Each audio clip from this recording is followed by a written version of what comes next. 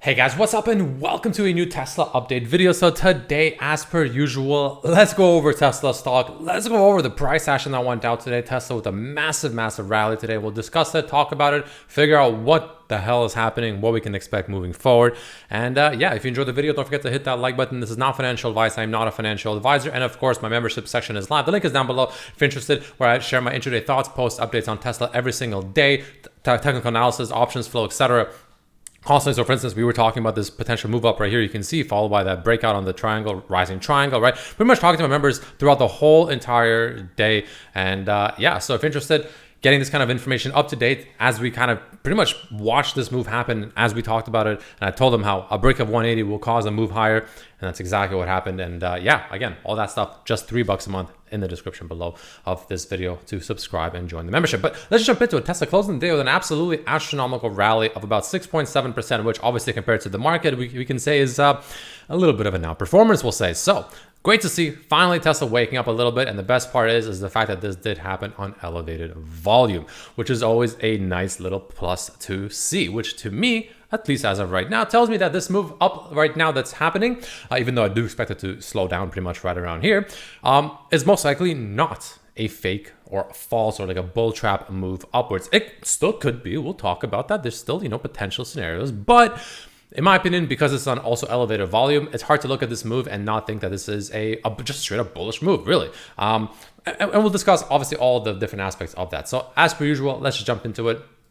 This is not financial advice. I don't know if I said that or not, but yeah, let's talk about the bullish aspect. So the bullish aspect is going to be pretty simple. I'll remove this for now. That's part of the bearish talk, but the bullish talk is, well, pretty darn simple. First and foremost, right?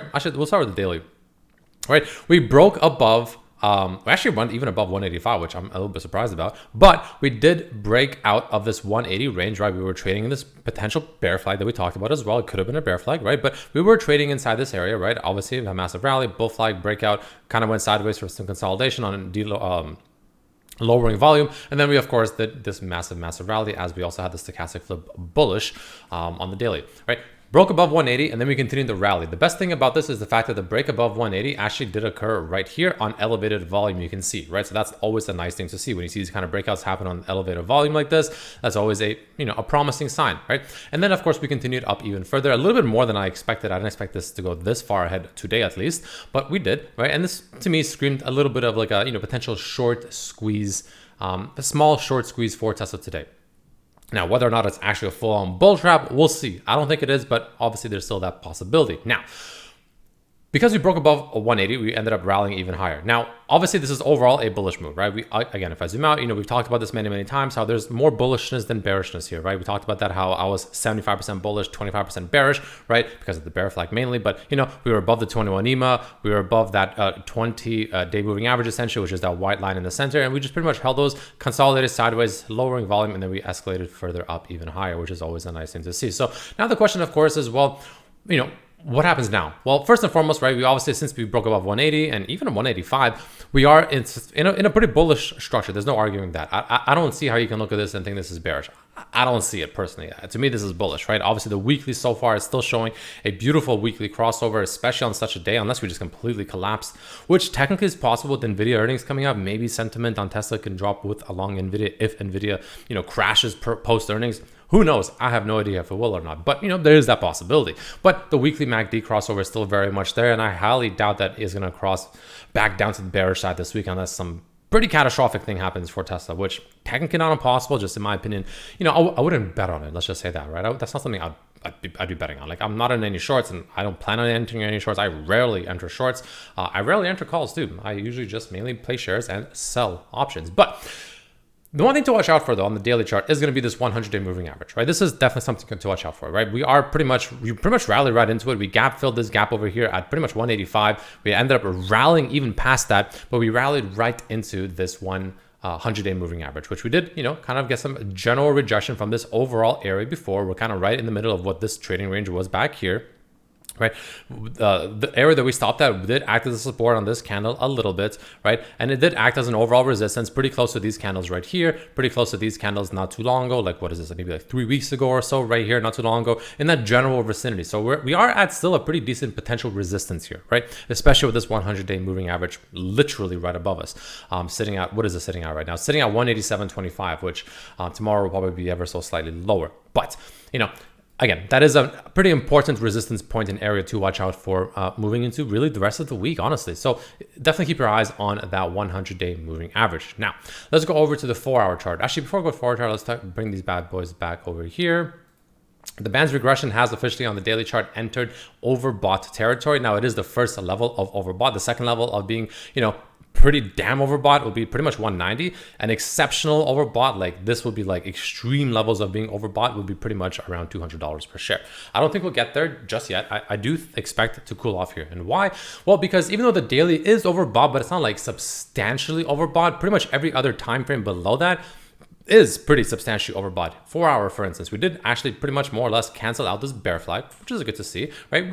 We never took this bear flag too seriously, but we kept it there because it is a possibility. Like I said before, 75% bullish, 25% bearish, mainly because of that bear flag. We pretty much eliminated that with today's price action. Always a nice thing to see. Could be a false breakout. You never know, but I doubt it. Now, moving forward, right? 4-hour chart, you can see substantially overbought, right? Like we're in some pretty extreme overbought levels. Like kind of like when we were over here, we were so overbought that the indicator wasn't even able to keep up. And people were telling me it's going to continue rallying. It did the exact opposite. We ended up doing the literal opposite, right? And now we're once again entering some pretty fairly extreme levels of being overbought, even on the 4-hour chart, 3-hour chart, even more so, 2-hour chart, even more so, 1-hour chart, even more so. Like we're very, very, very, very, very, very, very overbought on the short term. This doesn't mean that we can't rally even further, but it does mean that, you know, I can't see the rally going too much higher just yet before like a couple day cool off. It doesn't have to be necessarily to the downside, though I expect it to be, but it could also just be kind of like a sideways cool off, right? But again, you know, the way the market moves is it always moves in like zigzag patterns, right? It's always in a zigzag. It's always up and then down, down and up, down, right? Always like that. That's just how it is, right? It is what it is. You know, and when you're this overbought on the short time frame, because we had essentially what looked to be a mini short squeeze today, you know, we ended up having, of course, you know, some pretty extreme overbought conditions. So this is probably the most important thing I'd watch out for moving into the remainder of this week, especially with NVIDIA earnings tomorrow. You know, 100-day moving average on the daily as a resistance, and of course, just really super like short term, like maybe the remainder of the week, extremely overbought, extremely overbought. So I wouldn't be surprised to see a bit of a cool off, honestly, potentially even starting as early as tomorrow. But obviously with Tesla, whenever it starts running, you never know for sure. But you know, again, you know, when we were down here, I was personally screaming, I think I'm bullish. People were saying that they're bearish down here. Remember when we were down here and we're setting up this bull flag, everyone down here on these two candles were saying they're bearish. I said I was bullish. I'm like, I don't really see the bearish take here. I mean, yeah, you know, it's a pretty weak candle, but as long as we hold this level, in my opinion, is bullish. So far, it has been the correct move. Now, obviously, I won't be correct every time, but, you know, this is also one of those instances where I don't think it'll go much higher. I'd be surprised if it really goes above like 187.5-ish, let's say. But you never know. Sometimes with Tesla, you can just really do its own thing pretty extremely when it really, really, really wants to. It's just, again, if you're not in this trade already, in my opinion, entering it right now is pretty much straight up FOMO. You're pretty much chasing it. You know, not financial advice. I personally wouldn't do it. But that's just my opinion. I have sold calls, obviously, against my shares now.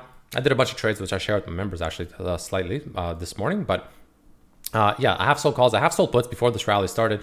I actually did sell my shares today at around 179, and then I rebought them on the 180 break because there was a chance that we don't break 180 just yet, and we'd come back down to about the mid 170s. So I sold my shares, sold cash acre puts against the exact same number of shares, and that offsets that. And then I ended up buying back pretty much $1 above after the breakout in the 180s, and then I'm holding those shares with sold calls against them as well. And I'm still holding those cash acre puts because honestly, at this point, I can't imagine them getting in the money. So I'll let that slowly decay away. But on the 1 hour chart, RSI very much overbought. Stochastic pretty much right around the elevated territory. You can see here every time it gets to these elevated territories, you know, if it's pretty extreme and, you know, we still get these kind of gap ups, yeah, I can still obviously go even higher. But more often than not, when you get to elevated territories like this, you know, you usually find a pretty potential short-term top-ish area here, and then you slowly move back down, where you slowly get a small correction here. Now, the question, of course, is, okay, well, let's say Tesla does correct. Let's say this is around this general level, give or take, of course. It is a short-term top. Let's say we do start correcting from here. Where do we correct to? Assuming it actually goes downwards in a correction, as opposed to potentially a sideways correction. Where can it correct to? Well, thankfully, because we broke above 180, we broke that nice little structure, a break of structure that which we constantly kept getting rejected at here, here. Even today, technically, we got rejected by it a few times until we finally broke above it. Great. Since we broke above it, that is a nice break of structure. And now we're, of course, kind of into this area right here where we did get previous resistances as well, right? So if we do correct, what I personally foresee happening on this correction is pretty simply I move back down to somewhere around the low 180s, right? Maybe 181, 180, something like that. Pretty much come back down. Maybe even 179.5. There could be a 179.5 correction sometime by the end of this week, maybe, right? I don't know exactly when. That's the part I can never answer for sure. But, it's a possibility where we come back down. Essentially, if we zoom in right here, these candles right here that constantly got rejected, even this candle right here in the morning, essentially, right, that got rejected, right? We come back down to essentially retest this general area that before was acting as a massive resistance. And we come back down, quickly retest that area, turn it back into support. And then in my opinion, I think we just go higher. That's just kind of what I personally expect right now. Now, whether or not Tesla continues to squeeze it tomorrow as well, anybody's guess. Absolutely anybody's guess. Usually when you get these kind of squeezes, right, the move is pretty unprecedented. And honestly, everyone's just taking a wild guess as to what happens next, as to how much more it can potentially go up. Will it go up more? Nobody knows for sure. But the way I look at it is pretty simple. I work with the tools I got, and my current tools that are telling me are, if there's a place to reject it, if there's a place to finally find some rejection, cool off this phenomenal rally, reset back down, take those levels that were acting as a resistance, turn them back into support. Again, low 180s to pretty much 179.5-ish levers, right? Turn them back into support, and then gear up for that next move, potentially, leading into June or June itself. That is what I personally expect, because again, 100-day moving average, once again, acting as a resistance as it did back here, right? And then of course, we're just, again, my favorite indicator.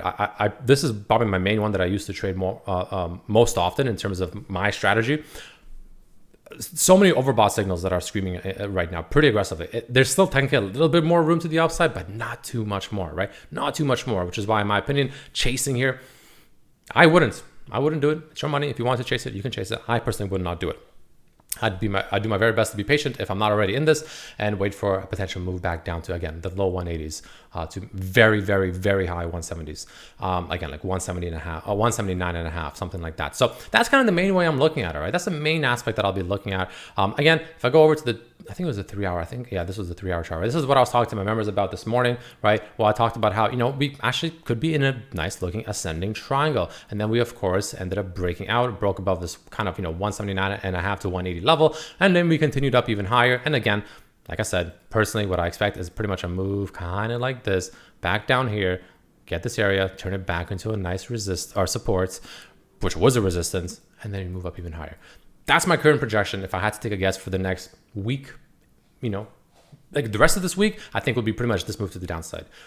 Maybe you go up a little bit higher. I don't know. I'm not sure. But ultimately, I think probably sometime by the end of this week, I wouldn't be surprised to see us somewhere, around 182 to 179.5. Somewhere in that range wouldn't surprise me. A lot of people I see are still screaming for Tesla to come back down. People that use like Elliott wave trading, right? Elliott wave people. A lot of them are, not all of them, but some of them are definitely still saying that Tesla, this is a massive bull trap, and Tesla is actually going to come down pretty aggressively, and is going to come down all the way down to the 160s, if not even the 150s.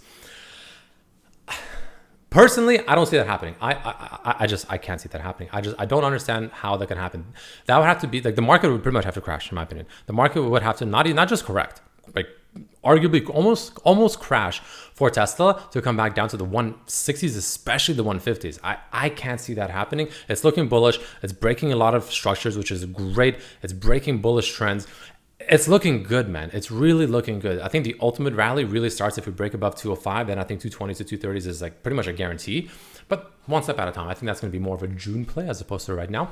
Right now, I think, at least for the rest of this week, in my opinion, I wouldn't chase here if I was in this play already. I would look for a potential rejection somewhere around this area just now that we're at right now, this 186-ish area, 187, something like that. I'd expect a move back down to 182 to 179.5, somewhere in that range, probably by the end of the week or early next week, something like that. And then I would expect us to consolidate there, maybe a tiny bit, but ultimately turn that area that was old resistance into support, and then get ready for that next move up, most likely leading into June and maybe even most of June. I'm not sure exactly in terms of the time frame, but something along the lines of that. But anyways, that's what I'm seeing right now. Options flow, of course, was all over the place, bullish, very, very bullish today, even though Tesla only locked in 14.4 million confirmed bullish flow. So what to me that tells me is the fact that a lot of these bullish calls and bullish flow, they took profit. They probably took profit. A 1.4 million put did come in today at 2:30 p.m., came in 182.5 strike that came in for the expiration date of next Friday. It came in at pretty much 185 almost as the price. Clearly they're underwater right now, but for what that amount of money to bet on, essentially a weekly, almost like a week and a half put, they better know what the hell they're doing, is all I'm going to say, because I personally don't short Tesla. I rarely short stocks. I rarely buy puts unless it's strictly a hedge. I rarely short, but I rarely buy options to begin with. So that's just not my kind of trade. I don't like to time the market too aggressively. Sometimes I'll time it here and there with some exits here and there, but I don't like to time it too aggressively. That's the part I try to avoid. And thankfully, selling options is pretty damn good at that. Anyways, thank you so much for watching. Let me know what you think down below. Thank you so much for watching. And yeah, I'll see you tomorrow. Peace.